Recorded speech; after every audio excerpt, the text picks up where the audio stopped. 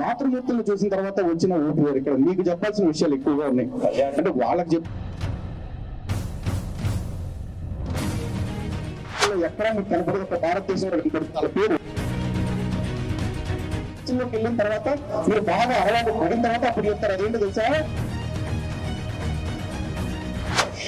గర్వంటే పుణ్యక్షేత్రాలు వెళ్ళారనుకోండి, అక్కడ 1 కాదు 2 కాదు 7 కాదు 32 పిండాలు పెట్టిస్తారు. కానీ సనాతన ధర్మాన్ని విడిచిపెట్టి అక్కడ పోయిన వాడిని ఎలా నీ పూర్వీకులందరూ కూడా ఒకప్పుడు హిందువులుగా అని అడిగా అనుకోండి, ఎలా అంటే తెలుసా, అవునండి వాళ్ళు ఏదో పాపత్తులు బతికేశారు, నేనట్ట కాదు, నేను దేవుణ్ణి నమ్ముకున్నా అంటాడు.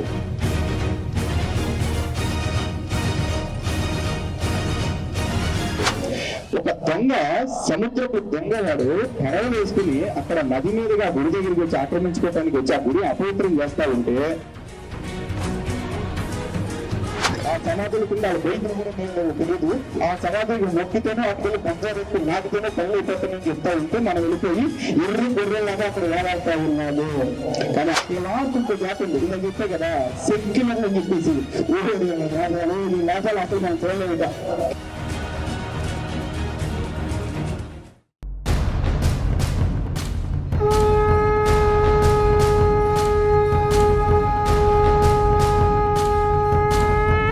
ఇప్పుడు మన లలిత్ కుమార్ గారు కొద్దిసేపు మాట్లాడవలసిందిగా కోరుతున్నాం.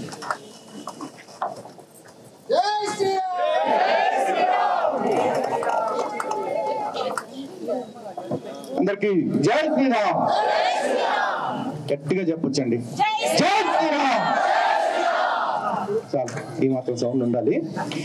సో ముందుగా వేదిక మీద ఉన్న పెద్దలు, అదేవిధంగా విశ్వ హిందూ పరిషత్, వివేకానంద సేవా సమితి నిర్వాహకులందరికీ కూడా మనస్ఫూర్తిగా ధన్యవాదాలు, నమస్కారాలు తెలియజేసుకుంటున్నాం. వేదిక మీద ఉన్న పూజ్యులు, మిత్రులు అందరికీ కూడా ధన్యవాదాలండి. సో ఈ రోజున సామూహిక విష్ణు సహస్రనామ పారాయణం 5,000 మందితో అంటున్నారు. చిన్న విషయం కాదు. ఇక్కడికి వచ్చినప్పుడు నిజానికి విష్ణు సహస్రనామం గొప్పతనం చెప్పాలని నాకు కూడా అనిపిస్తుంది. కాకపోతే గురువు గారు లాంటి పెద్దలను పెట్టుకుని ఇక్కడ విష్ణు సహస్రనామం గురించి, దాని గొప్పతనం గురించి నేను చెప్పే ప్రయత్నం చేస్తే సూర్యుడి మీదకి DTSS ఇదిగో సూర్యుడు ఇట్లాగే ఉంటాడని లైటింగ్ చూపించినంత చండాలంగా ఉంటది కాబట్టి దాని గురించి మాట్లాడినా. మరి ఇక్కడ దాకా వచ్చింది ఎందుకు నువ్వేం మాట్లాడతావని అడుగుతారు కదా. మాట్లాడటానికి చాలా ఉందండి. కాకపోతే ఇక్కడ దాకా వచ్చేటప్పుడు ప్రిపేర్ అయింది. ఇక్కడికి వచ్చిన తర్వాత ఇంతమంది మాతృమూర్తులను చూసిన తర్వాత వచ్చిన ఊపి వేరు. ఇక్కడ మీకు చెప్పాల్సిన విషయాలు ఎక్కువగా ఉన్నాయి. అంటే వాళ్ళకి చెప్తున్నానన్న పేరే కానీ మీరు కూడా వినాలండి. ఎందుకంటే రేపు వాళ్ళు వెనకండి వాళ్ళని నడిపిస్తే దాన్ని కాపాడాల్సింది మళ్ళీ మీరే కాబట్టి. ఈ రోజున ప్రతి సినిమాకి ముందు ఒక యాడ్ వస్తుంది. ముఖేష్ అని చెప్పేసి 2 గాజులు అమ్ముకుంటాడు. ఆ గాజులు అమ్ముకునేవాడి కంటే కూడా ప్రమాదకరంగా మనం 3 అమ్ముకోవాల్సిన బతికొచ్చేస్తుంది ఒక ముగ్గురు వల్ల. ఆ ముగ్గురు ఎవరు, ఆ 3 ఏంటి రోజు మనం మాట్లాడుకుందాం. 1 క్రైస్తవ మతం, 2 ఇస్లాం, 3 వీళ్ళిద్దరి కంటే ప్రమాదకరమైన జాతి ఒకటి ఉంది. అది ప్రపంచంలో ఎక్కడా మీకు కనపడదు, ఒక భారతదేశంలో కనపడుతుంది. వాళ్ళ పేరు సెక్యులర్ అంటారు. అది అంటే జనరల్ గా ఇటు మగోళ్ళు ఉన్నారు, ఇటు ఆడవాళ్ళు ఉన్నారు. అటు ఇటు కాని వాళ్ళ గురించి చెప్పేటప్పుడు వేరే పదం వాడతారు, కానీ ఇక్కడ నుంచి సెక్యులర్ అనే పదం వాడుతున్నారు వాళ్ళ గురించి. అటువంటి దాని గురించి మనం మాట్లాడుకుంటూ పోయాం. అయితే ఏంటి బాబు విష్ణు గురించి మాట్లాడాల్సిన సందర్భంలో విష్ణు గురించి కాకుండా ఈ రొట్టగా చంద్ర గురించి మాట్లాడుతున్నారంటే ఎస్ మాట్లాడాలండి. ఎందుకంటే విష్ణు సహస్రనామం గొప్పతనం ఎట్లాగో గురువు గారు చెప్తారు, మీ అందరూ పారాయణ చేస్తారు. నిజానికి పారాయణ అనే పేర్లోనే తెలిసింది కదా, పారాయణము అంటే ఏదైతే టాప్ మార్క్ ఉందో అక్కడికి చేరుకోవడానికి ఈ మార్గాన్ని మనం వాడుకుంటాం అన్నమాట. కాబట్టి ఆ పారాయణ భక్తి శ్రద్ధతో మీరు పాటించాలి. ఆ భక్తి మార్గం ఏదైతే ఉందో దాని నుంచి మిమ్మల్ని దూరం చేయడానికి ఈ దీని గురించి ఎందుకు చెప్పాలి అంటే, ప్రతి ఒక్కళ్ళు వచ్చేసి మనకు రోడ్డు మీద వెళ్తా ఉంటే రోడ్డు పక్కన చర్చలు కనపడతా ఉంటాయి, చర్చల మీద బోర్డులు కనపడతా ఉంటాయి. ఇప్పుడు ఆ చర్చల గురించి, దర్గాల గురించి, వీటి గురించి నేను మాట్లాడుతుంటే ఈడంటే బాబు మన ధర్మం గురించి చెప్పండి, వాళ్ళ గురించి చెప్తారంటారు. వాళ్ళు మన గురించి మాట్లాడుతున్నారు కాబట్టి మనం వాళ్ళ గురించి మాట్లాడాల్సిన అవసరం మనకు వస్తా ఉంది. మనం మాట్లాడుతుంది ఎట్లా మాట్లాడుతుంది, వాడు మామూలుగా కొడితే మనం చెప్పు తీసుకుని కొట్టినట్టు సమాధానాలు చెప్తాం వాళ్ళకి. అలాంటిది ఈ రోజున క్రైస్తవుల గురించి కొన్ని విషయాలు మీకు చెప్పాను. మతవారి నాకు తెలిసి మీరు ప్రతి ఒక్క గడపని టచ్ చేస్తూ ఉంటారు. కొంతమంది మార్చగలుగుతున్నారు, కొంతమంది మార్చలేకపోతున్నారు. కానీ వాళ్ళు టచ్ చేయని గడప మాత్రం ఖచ్చితంగా ఉండదు. వాళ్ళు టచ్ చేసేటప్పుడు లేదంటే మీరు రోడ్ల మీద పోయేటప్పుడు మీకు బోర్డు కనపడతా ఉంటాయి చర్చల మీద. యేసుక్రీస్తుడు తన శత్రువులను సైతం ప్రేమించమన్నాడు అని చెప్పేసి బోర్డులు కనపడతాయి. చూసారా? చూస్తుంటే చేతులు ఎత్తండి ఒకసారి. సూపర్ అండి, అందరూ అట్టాగే ఉండాలి. చదవాలి బాగా, ఎందుకంటే మీకు బోర్డుల మీద కనపడదు అది మాత్రమే. బోర్డుల్లో వాళ్ళు రాయని మాటలు ఇంకోటి చర్చిలోకి వెళ్ళిన తర్వాత మీరు బాగా అలవాటు పడిన తర్వాత అప్పుడు చెప్తారు. అదేంటో తెలుసా, శత్రువుని సైతం ప్రేమించమని చెప్పిన అదే యేసుక్రీస్తు ఈ కంపలకు రాగానే మీ అమ్మ బాబుని కూడా తోసించమని చెప్తాడు. ఇది ఎవ్వరు చెప్పడం మీకు చర్చల్లో. అలాగే ఇక్కడికి వచ్చేప్పటికి ఏం చెప్తాడు, యేసుక్రీస్తు మా పాపాల కోసం చచ్చిపోయాడండి, యేసుక్రీస్తు అందరికంటే గొప్ప దేవుడండి అని చెప్పేసి చెప్తారు. ఈ మాట బైబిల్లో ఎక్కడైనా సరే భూతత్వం కానీ బ్యాటరీలైట్ కానీ తీసుకుని మొత్తం అందరూ అక్కడండి ఎక్కడైనా యేసుక్రీస్తు నేను మీ పాపాల కోసం చచ్చిపోయాడని చెప్పాడా అని చెప్పేసి ఆయన ఎక్కడే చెప్పుకోలే. కానీ ఆయన భజన వచ్చి వెనకాల వచ్చిన వాళ్ళు అందరూ ఏం చెప్తారు, మన కోసం చచ్చిపోయాడండి అని చెప్పేసి చెప్తా ఉంటారు. మనందరూ ఇట్లాంటి రొక్క మాటలన్నీ చెప్పేసి ఎక్కడి నుంచి ఎక్కడికి తీసుకెళ్తారు అంటే, ఇక్కడ మీ ఆత్మను ఉద్ధరించుకోవటం కోసం, మీ సంతానాన్ని, మీ కుటుంబాన్ని, మీ ప్రపంచాన్ని, మీ చుట్టూ ఉన్న సమాజం మొత్తానికి మంచి జరగాలని మీరు ఏదైతే పారాయణ చేస్తున్నారో అటువంటి మార్గం నుంచి మిమ్మల్ని పక్కకి తీసుకెళ్ళేసి నేను బాగుండాలి, నేను ఒక్కరిని పరలోకం పోవాలి అనే ఆలోచన కల్పించే మతానికి తీసుకుపోతున్నారు. అంటే సనాతన ధర్మం, విశ్వ శ్రేయస్సు కోరుకునే సనాతన ధర్మాన్ని విడిచిపెట్టేసి వ్యక్తి శ్రేయస్సు కోరుకునే మతంలోకి మిమ్మల్ని లాగేస్తూ ఉంటారనమాట. ఇది చాలా మంది అనొచ్చు, నువ్వు ఎట్లా చెప్తావా అట్లా అని చెప్పేసి. నేను చెప్తాను, ఎందుకంటే ఇక్కడ కూర్చున్నా నేను కావచ్చు, మా మిత్రుడు కరుణాకర్ కావచ్చు, మేము ఇద్దరం కూడా ఆ రొక్కలకి, ఆ రొంపులకి వెళ్ళాము, కొన్నాళ్ళు భరించాము, అక్కడే ఆ బతికాము, దాన్ని ప్రూవ్ చేయి అని కొట్టేసి వెనక్కి వచ్చేసాం కాబట్టి కాదన్నమాట. ఇక ఎప్పుడైనా సరే చూడండి, చిన్న ఒక ఉదాహరణ చెప్పుకుందాం. మన సనాతన ధర్మంలో ఎవరైనా ఒక వ్యక్తి చనిపోతే ఆ వ్యక్తికి అంత్యేష్టి చేసిన తర్వాత పిండ ప్రదానాలను చేస్తారు. ప్రతి 10 రోజులకు ఒకసారి చేస్తారు, తర్వాత సంవత్సరం కూడా చేస్తూ ఉంటారు. ఇది చేసేటప్పుడు పురోహిత బ్రహ్మలు ఎవరైతే ఉంటారో చేయించే వాళ్ళు పిండం ఒక్కడికే పెట్టించు, ఆ వ్యక్తితో పాటు ఆ వ్యక్తి అంతకు ముందు చనిపోయిన పూర్వీకులు ఎవరైతే ఉంటారో వాళ్ళకు కూడా పెట్టిస్తారు. ఎందుకు, అది గతంలో ఎలా జరిగిందో తెలియదు, ఇంకోసారి ట్రై చేద్దాం, వాళ్ళ ఆత్మలకు కూడా ఉద్ధరణ కలగాలి అని చెప్పి చెప్తారు. ఈవెన్ గయవంటి పుణ్యక్షేత్రాలు వెళ్ళారనుకోండి, అక్కడ 1 కాదు 2 కాదు 7 కాదు 32 పిండాలు పెట్టిస్తారు. ఎవరికైనా ఐడియా ఉందా గైలో చేస్తారని? ఈ 32 పిండాలు ఎందుకు పెట్టిస్తారంటే, మన బంధువులు మాత్రమే కాదు, మనతో సంబంధం లేకుండా ఇదే సమాజంలో బ్రతికి అనామకులుగా చనిపోయిన వాళ్ళు చాలా మంది ఉంటారు. అటువంటి ఉద్ధరణ కలగాలి అని చెప్పేసి అటువంటి చేపిస్తారు. సో ఇవి నమ్మే వాళ్ళు జరుగుతుంది అనుకుంటారు, నమ్మని వాళ్ళు జరగదు అనుకుంటారు. నమ్మినా నమ్మకపోయినా అక్కడ ఆలోచన ఎంత గొప్పగా ఉందో చూడండి. మనం మాత్రమే బాగుంటే కాదు, మన చుట్టూ ఉండేవాళ్ళు బాగుండాలి. మన చుట్టూ ఉండేవాళ్ళు బాగుంటే మాత్రమే కాదు, మన పూర్వీకులు బాగుండాలి. ఎందుకంటే వాళ్ళు లేకపోతే మన తల్లిదండ్రులు లేరు, మనం లేవు. కాబట్టి మనం ఉండాలి అంటే, మనం ఉన్నాము అంటే వాళ్ళందరూ కారణం. అటువంటి వాళ్ళందరినీ కూడా మనం గౌరవించుకోవాలని చెప్పేసి మన ధర్మం చెప్తా ఉంది. మనతో పాటు ముక్కు మనం తెలియని వాళ్ళు కూడా మేలు జరగాలని చెప్తున్నారు. కానీ సనాతన ధర్మాన్ని విడిచిపెట్టి అక్కడ పోయిన వాడిని, ఎలా నీ పూర్వీకులందరూ కూడా ఒకప్పుడు హిందువులేగా అని అడిగాను అనుకోండి, ఎలా అంటారు తెలుసా, అవునండి వాళ్ళు ఏదో పాపపత్తులు బతికేశారు, నేనట్ట కాదు, నేను దేవుణ్ణి నమ్ముకున్నా అంటాడు. నువ్వు దేవుణ్ణి నమ్ముకుంటే ఊళ్ళో వాళ్ళందరూ ఏం నమ్ముకుంటా, దెయ్యాన్ని నమ్ముకున్నారా? మరి ఎవరైనా ఆలోచిస్తారా? చెప్పరు. కానీ అక్కడికి వెళ్ళి అడిగాడు, నేను పరలోకం కావాలి, నేను పరలోకం కావాలి, అక్కడికి వెళ్ళి ఎవరో పని ఉంటారు, అంత డిస్టర్బెన్స్ వేయాలని చెప్పి చెప్పుకుంటా ఉంటాడు. దీనికోసం నువ్వు బాధం కోసమా? మన అవసరం కోసం, మన కోసం బతకాలంటే భూమి మీద అంతా మనం మన కోసం కాకపోతే ఊళ్ళ కోసం బతుకుతున్నామండి. ఎవరన్నా చెప్పండి, ఇక్కడ మా కోసం కాకుండా మేము దేశం కోసం, ధర్మం కోసం అన్ని పనులు పక్కన పెట్టేసి అసలు నా వ్యక్తిగత ఆరోగ్యం కానీ అవసరాలు కానీ అన్ని వదిలేసి బతుకుతాను ఒక్క చేతులు ఎత్తండి.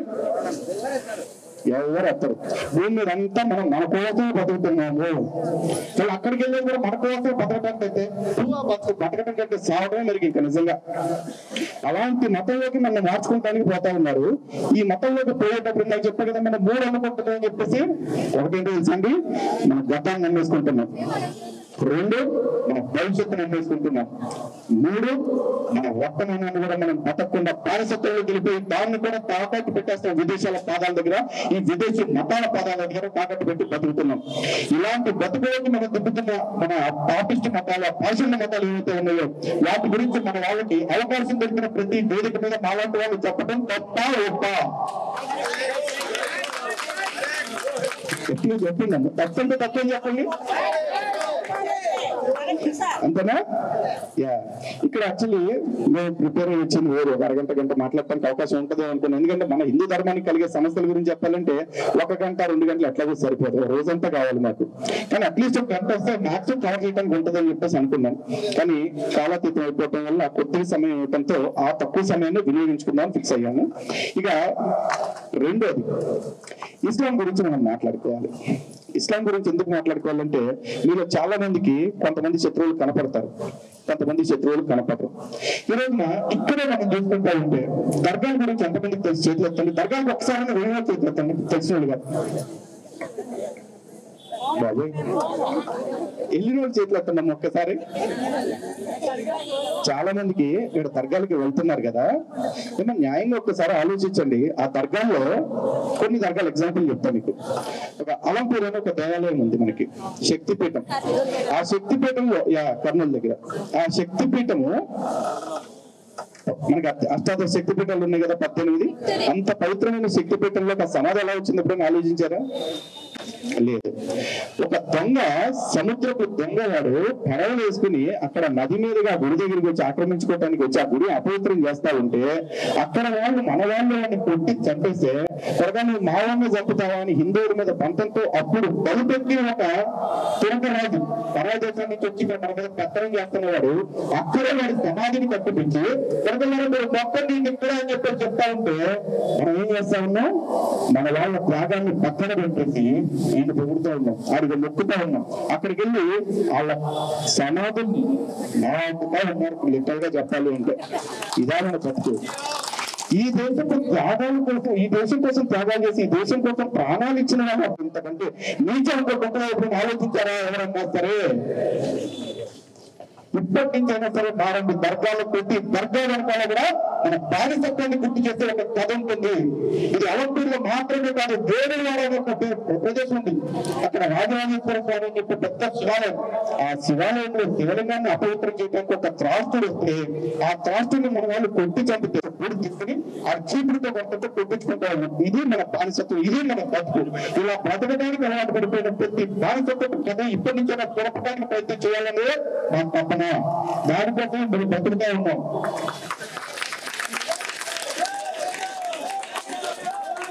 ఇవన్నీ చాలా దూరం కదా మీకు దగ్గరలో ఉన్న కథలు చెప్తానమ్మా. ఇక్కడ నెల్లూరు దగ్గర ఎంతమందికి తెలుసు రంగపేట దర్గా గురించి, లేకపోతే పారాశోహిక్ దర్గా గురించి? రొట్టి పండుగ బాగా.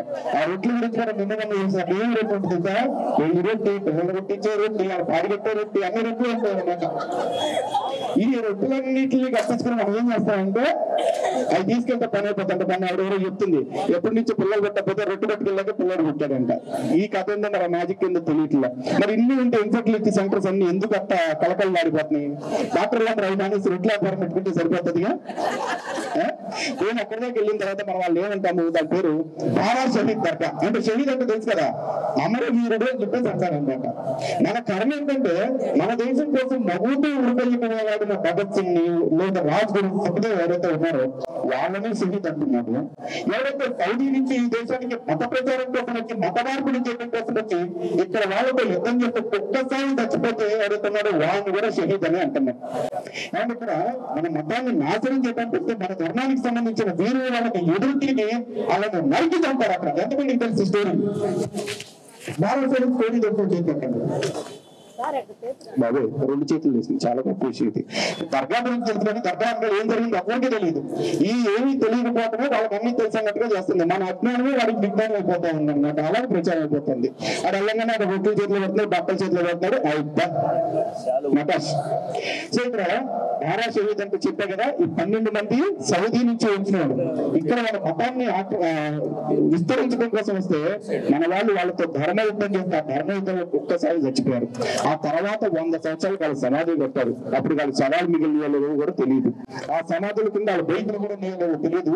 ఆ సమాధి మొక్కితేనే అటుకెళ్ళి పంచారు వేసుకుని నాకితేనే పెళ్లి అయిపోతానని చెప్తా ఉంటే మనం వెళ్ళిపోయి ఎర్రి గొర్రెలాగా అక్కడ వేలాడుతా ఉన్నాము.